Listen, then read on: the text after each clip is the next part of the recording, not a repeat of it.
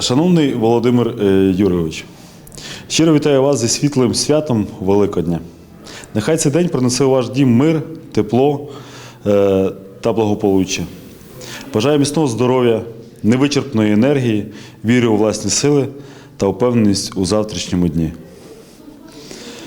Нехай Великдень наповнить серце світлом, правильно, перезнімаємо. Світлом подарує надію та натхнення, а поруч завжди будуть надійні, вірні і щирі люди.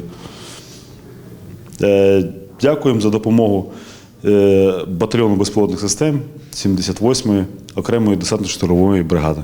Шановний Володимир Юрійович, щиро дякую вам за вашу підтримку, довіру і небайдужість. Ваша допомога і внесок справді має значення і додають впевненості рухатися далі. Вдячний за надійність, розуміння і спільну справу. З Великодніми святами вас! Слава Україні! Героям слава! Vladimiru Jūričiu sveikinu su Velykų švente. Džiaugiuosi būdamas čia kartu ir dėkingas už viską, ką darot